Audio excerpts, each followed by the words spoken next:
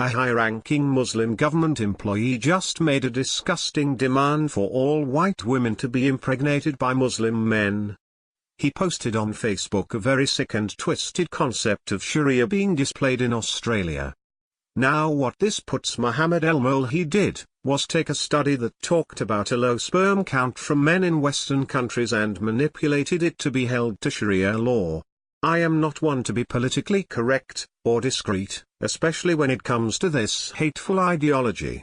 But the goal of Islam is to convert infidels or kill them, and to dominate the entire world. This government official then went on to rant that the women will wear hijabs and no longer be allowed to wear bikinis.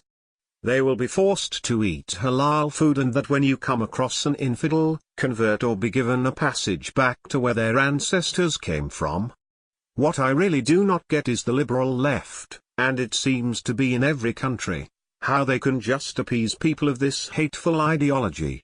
Another thing I don't get is why liberals and Democrats will claim that Republicans are warmongers when in actuality it has been the Muslims all along who have declared war on the Western way of life. Threats like these should be handled in a non-politically correct way and hold any threat with accountability of some sort. This is also what you call incitement, which is not meant to be confused with free speech. It should not be tolerated. Incitement can spark with a trigger to a terrorist and may go on a rampage to try to make this happen.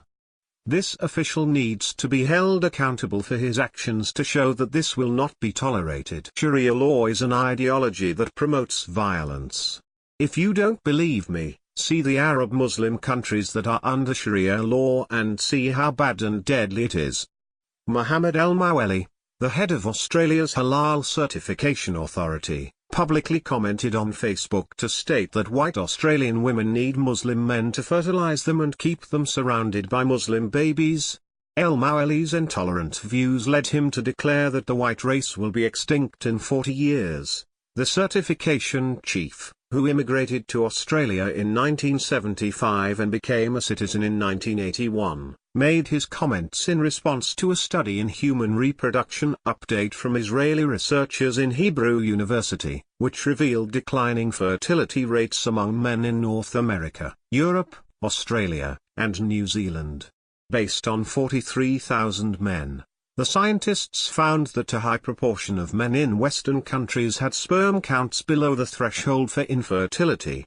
According to the Hebrew University, Australian men's sperm count has declined by 52% over the last 40 years, so your men are a dying breed. Australian women need us to fertilize them and keep them surrounded by Muslim babies while beer swilling, cigarette smoking, drug injecting can only dream of what Muslim men are capable of, wrote El-Molhi in a comment on Facebook that was first reported by the Daily Mail. If the country is left to the bigots, the white race will be extinct in another 40 years, he continued.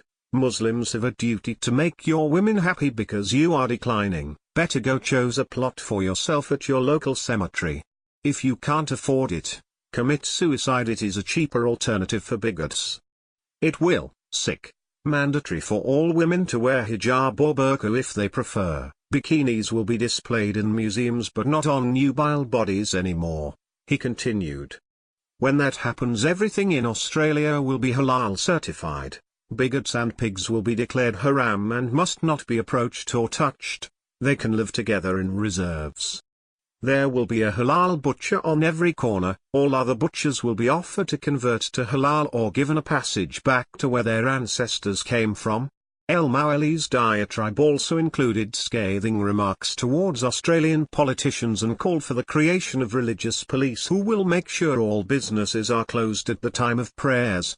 When questioned by news.com.au, El-Molhi backpedaled on his comments to state that he created the post to stir the bigots. He has since deleted his inflammatory remarks following a backlash, and complained about bigots who are now using all manner of expletives and attacks possible, including promises of physical attacks, etc. I hope this article will help people wake up to the world around them. Islam is not the religion of peace.